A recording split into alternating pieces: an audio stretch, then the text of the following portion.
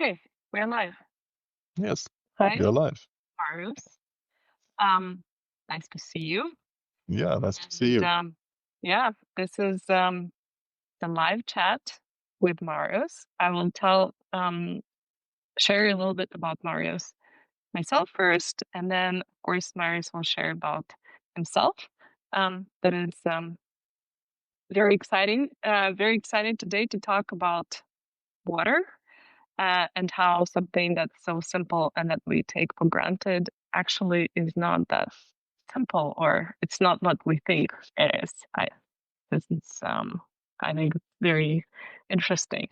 So yeah, thanks again, Marius. I'll just quickly introduce you.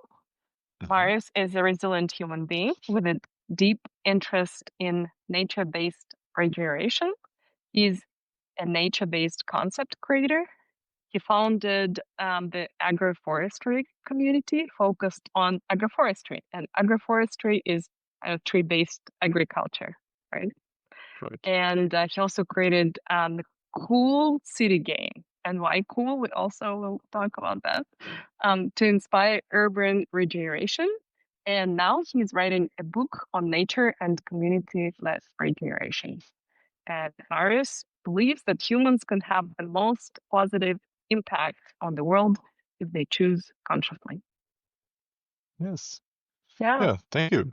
Thank you for having me. Thank you for the invitation. So, Yes.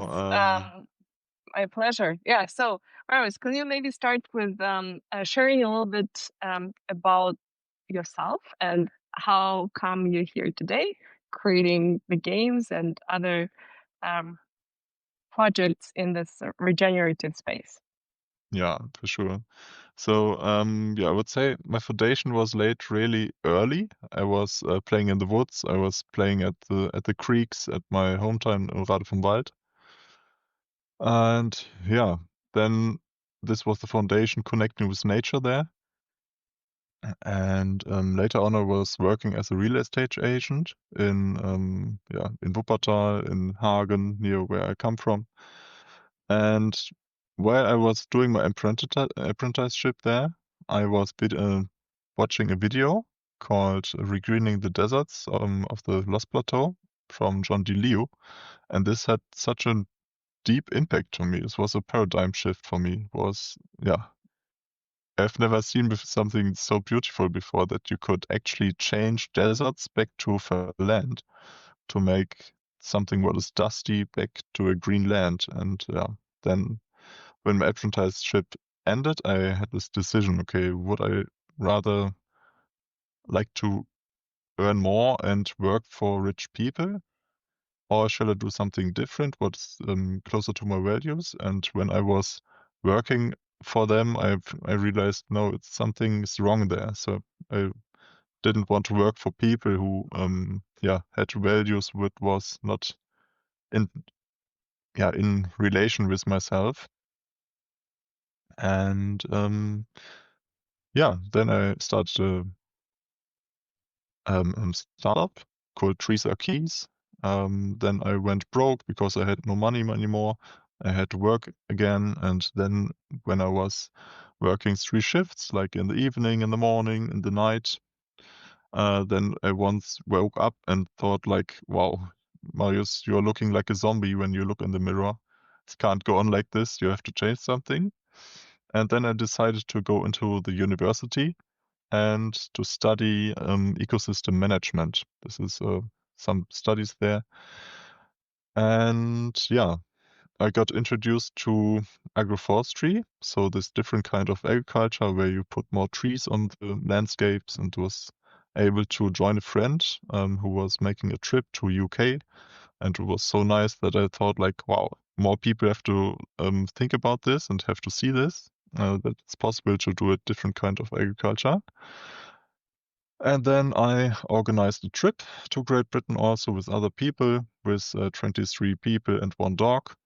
And we got over the border. Good. We were there on the other side, and visited different projects there. One was the was a farm from King Charles, He has there over 1,000 apple varieties, and was really inspiring for me to see all this.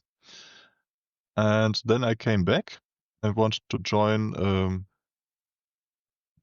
module of the university, and they accepted me because I was studying ecosystem management. But there were some friends who was interested in forestry, and they were not able to join this module. And so I said, okay, this is not something I like. I want to change this also. And so I had to found a so kind of universal or university group to rent a room for them from the university. So I founded the agroforestry community with some people who came or were before on the trip to the UK. And so there was the agroforestry community then. And at the end of my bachelor thesis, or at the end of my studies, I had to write a bachelor thesis. And at this time, there was a video about a homeless person in Phoenix, Arizona, and there was a heat wave. And at this heat wave, this person collapsed on the street while laying down on the on the hot asphalt, got the 3-degree burns, and this was touching me so deeply that I want to do something about it. And yeah, agroforestry actually is a kind of complex topic if you start with it. So people talk to me, friends said, "Hey, Marius, wouldn't it be possible? Wouldn't it be nice to not just do a frontal workshop, but more do some kind of game where people can join?" And yeah, so I decided to start to create Cool City that I'm working on at the moment. And there are different topics like water cycles, soils, biodiversity. So we have resilient long-term, um, yeah, ecosystems, and solidary economics, because the farmers who are working there for us, for everyone, and create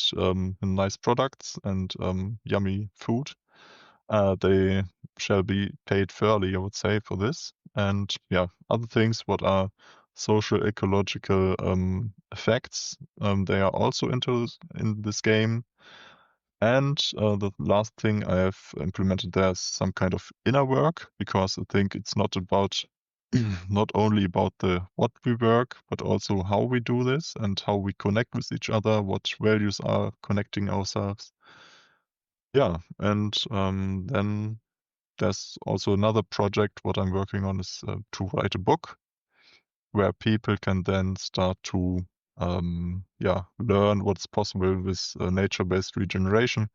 And the whole thing should be community led, because otherwise we have yeah uh, um, centralized kind of agriculture where small parts of people have large areas. And yeah, I think we should share this between each other.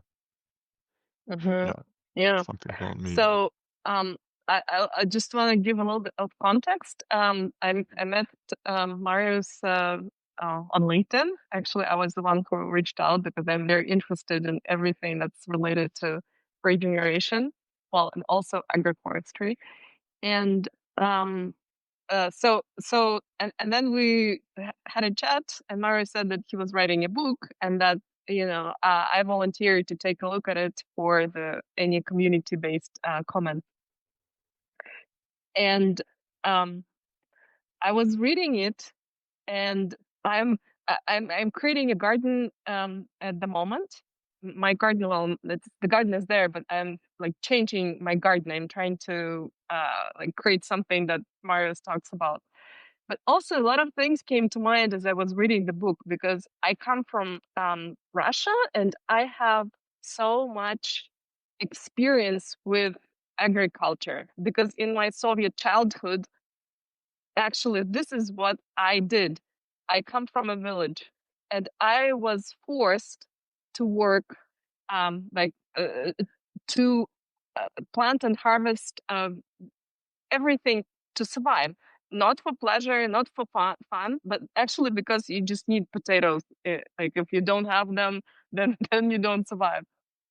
And I was thinking, one of the projects that I did was I worked at my grandparents, and they would plant cucumbers to sell for sale. And then cucumbers really love water. And so I remember that, like, the fields of cucumbers, no shade whatsoever. And every day that there isn't rain, for hours, I would be like watering these cucumbers, because what is cucumbers? Like water. If you don't water them, there is nothing to sell. And as I was reading the book, and I'm working on like in my own garden, and I was remembering all these things that from my childhood, like, oh my God, this is just so wrong. But I think it's so common to have these beliefs about water or using water. Okay, so if there isn't rain, then we will have more water, and we'll just pour the water into the soil. Okay, and then what? So when I was reading your book, Marius, I was like, oh wow, that makes so much sense. Like that we're treating water in a very different way from like what water is. And I just want to say that one quote I had to put down, because I was like, wow, this is so cool. Is you said there, um, um, so you said that you don't have enough water because the nature of water is not designed for having. Mm. Um, Yeah. exactly. It's like, can you explain a little bit what you say, what you mean there? Yeah, for sure. So, and I would like to add something. Like there's Mm-hmm. one little phrase I really like is life likes like. Mm-hmm. So as water likes to be cold, it likes an environment what's also cold. And how can we cool it down? So um or maybe have a little bit of a metaphor. If you go to your fridge and take out a bottle there and put it on the table, then after a while, if it's warm enough outside, the water will condense on this bottle and go down, and you have like some drips on the table then, right? So if we put this metaphor out into nature and think about, okay, how is our field looking like? It's really hot there. If you would take this bottle there, maybe it's for a short time it can condense something, but then it would be warmed up and would not be able to cool down anything. So the question is, if we go on our field, where does the fridge come from? So we can't build all the fridges and put them there, but we can do something similar what nature offers us. So it would be nice to do something, and we could start with the soil actually there. So this is the base for everything what's growing on there. So we could, for example, cover the soil with organic matter. It could be living, it could be dead, no matter, because we need to cool down. We need to protect the soil from the sun, from the fire element. So water is the water element, and we have also the other elements there. And we want to have this fertility, to have the combination of water, earth, wind, and fire, to have then life. And if this is out of balance, we don't have so much life. We have something what is maybe short for short term there, but then it's away. And we want to be here on this planet for a longer time. Because of this, we can do something different. And yeah, if the soil is healthy enough, we have the possibility to plant something there. For example, shrubs, which are there for many years, or trees, or climbing plants like vines, and yeah, you name it. There are different kind of plants, and this longer living plants, like perennials, they have the possibility to get deeper roots. So there are trees they can root down to 70 meters, and by this they are actually they have the ability to root down and get the water from there and get it up and distribute it to the surrounding. Mm-hmm. So by this transpiration, like if you imagine you go out and make some sports, then you have this, yeah, you start sweating and you're cooling down. And this is a natural system what you have implemented in yourself. And when you're sweating, you lose some moisture out of your body and give it to somewhere else. And if your moisture from your garden, from your body, from everything what you have, goes to somewhere else and it's cool enough there, then condense there again and go down. So then we have to think about it's not for having, it's not about creating a closed Mhm. system where I keep all the water for me, myself, but it's about sharing the water with other people in different countries and different regions and different cities. So we have to look that we have the possibility to create soils which can hold much of water. And on the other hand, this water can also be distributed to other directions. By this, it cools down, and by cooling down this area, it increases the possibility for um, yeah, condensing the water in small particles what fly through the air and then come down as rain. So this is a kind of a cycle, and it's about sharing with other people the water. It's not for we build a mega basin and we put all the water in for us. It's about everybody has the water coming from the sky.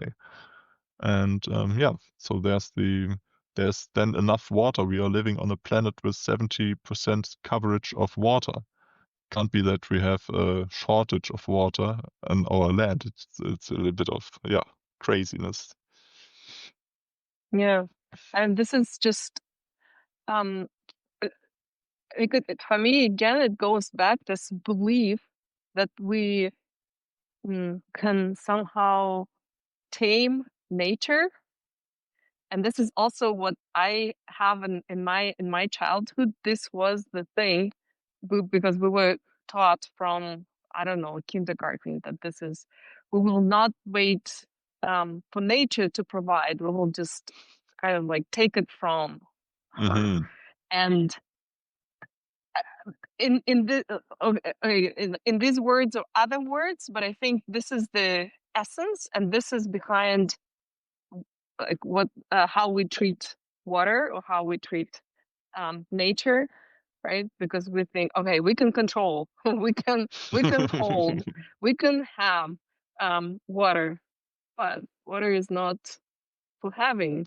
Yeah. Yeah, and it's like also in a relationship, right? You just like want, ah, I have this person, or can I? No, No. it's just, things, lots of things in this life are actually not for Yeah. having, including water or and just like water. Yeah. That's true. Yeah. And we can't control nature. It's like at the moment, the Etna on Sicily, it's boiling, it's exploding, and good luck controlling a whole volcano. So it's not possible. It can't control a thunder and doesn't make sense any. So it's you would need so much resources to control it, but it's better to Hmm. invite nature and say, hey, what do you want to offer? I can offer this. And then working together and instead of against it. Hmm. Yeah, exactly. Yeah, creating conditions where water wants to come and be a guest. Yeah, that's Hmm. true. Yeah. So for people who have gardens, so for example, like me, what would you say some of the things that they could start with to invite water? Hmm. Yeah. At first I would think about what connection do we have to humankind to nature. For example, in the Western world, we say, oh, it's bad weather at the moment and it's raining. Mm, yeah. But if you look at it, what does it enable? It enables dissolving all the minerals in the soil and making it able that plants can grow.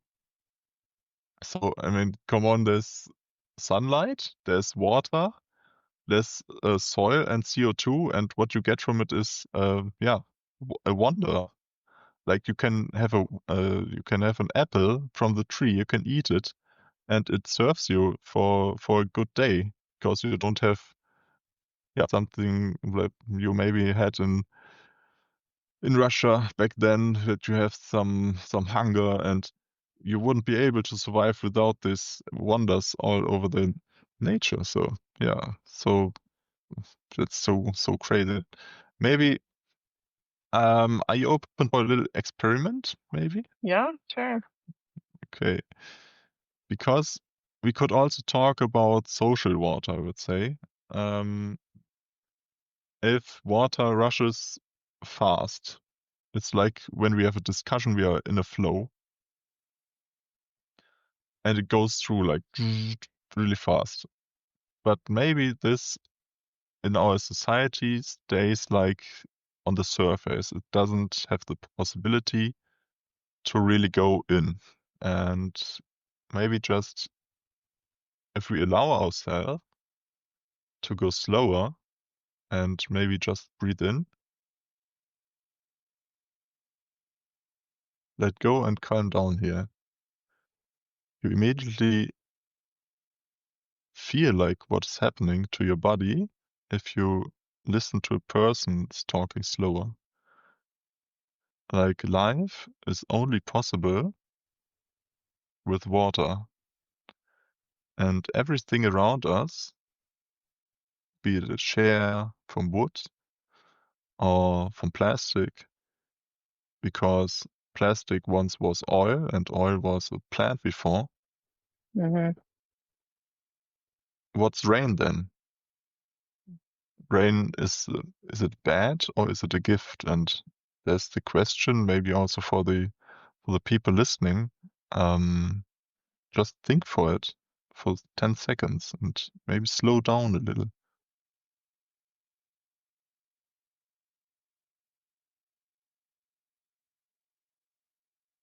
Yeah, it's amazing that yes, we do consider rain bad, or maybe not bad, but kind of interfering with our lives.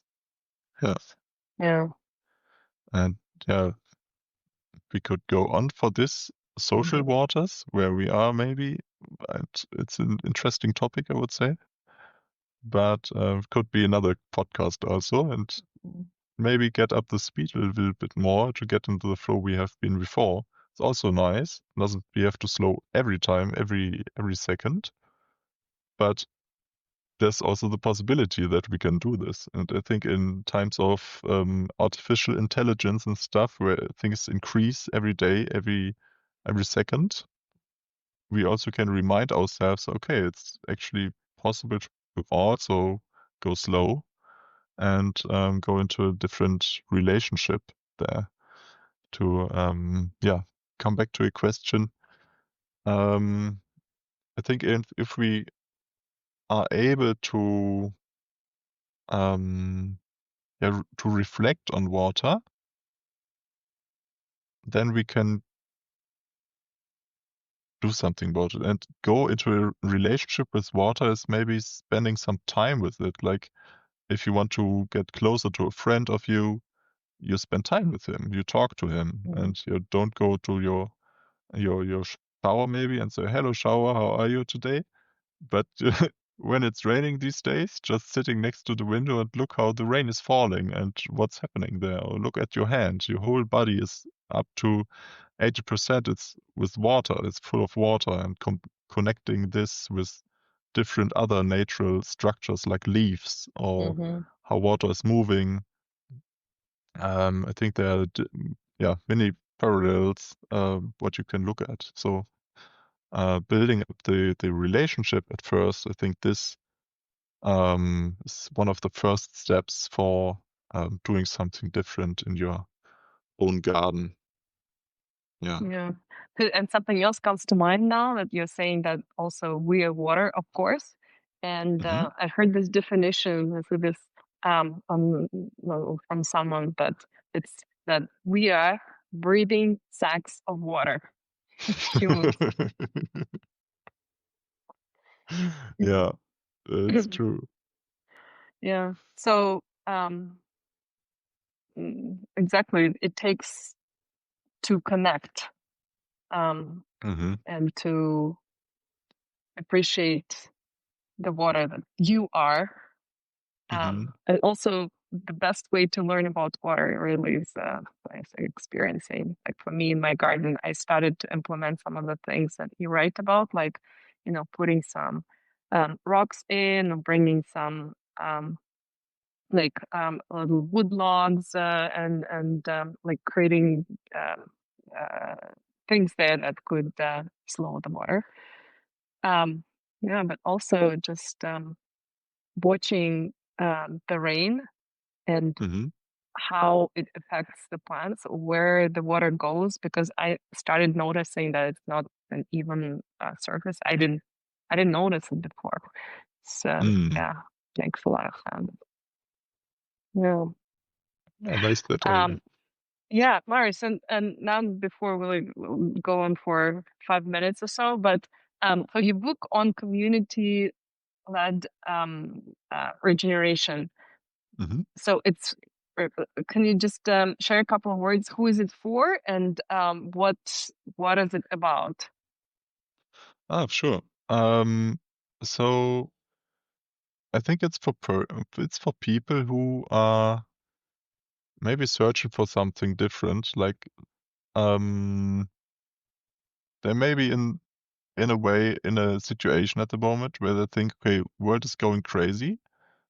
I want something nice. I want something what's holding me, something what's carrying me, something what is giving, yeah, a perspective. And I think many people at the moment are feeling lonely because they are on social media. They have different kinds of, yeah, thoughts are going everywhere, but they are not connected with themselves and they don't have so much connection to other people anymore. And yeah, if you look at climate change, in Germany, you have a big drought at the moment. Hmm. So they are not the best um, perspectives, I would say. And Yeah, yeah, if you think hard to back have hope. to it, sorry, It's hard to have hope for yeah, for the best. sometimes Yeah. it is.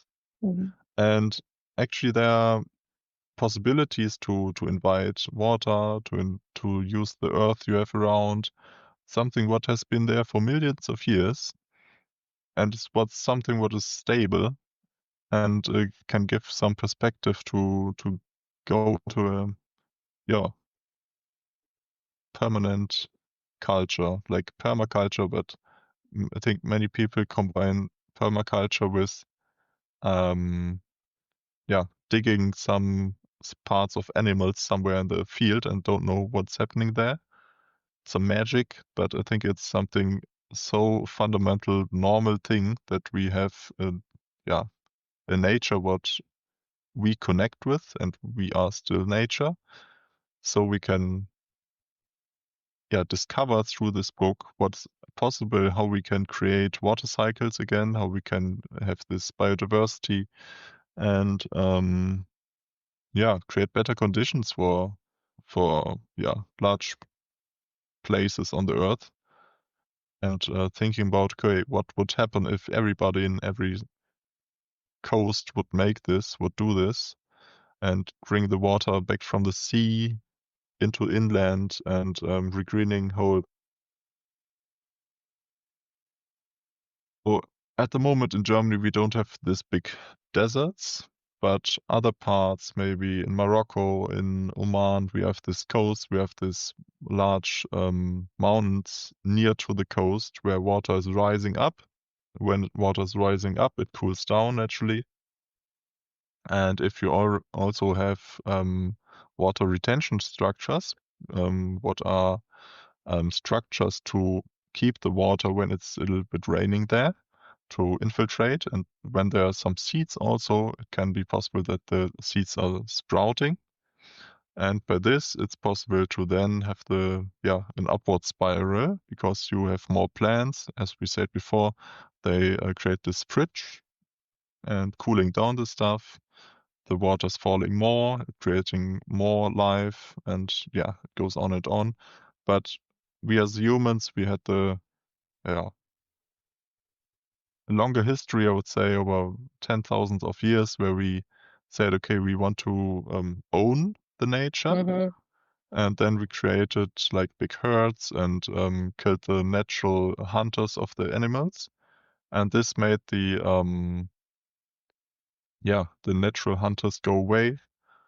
And by this, only goats and stuff, stayed there. We put it fire to get some agricultural land.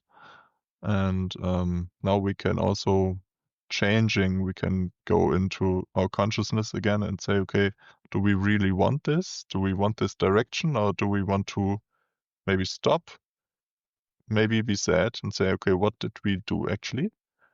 And say, okay, we want to start in another direction. We want to go into regeneration of the planet and do something different for us, for our children, and get some inspiration through the book and having some structures maybe, because if you go into a field, it's completely new for you maybe. It also can give you some actionable steps like doing a garden party and do something with your friends together and share this with your friends, invite them to something what's funny. It's not just like we have to fight against climate change, and it's can also be a nice thing to do, I think. Yeah. Yeah.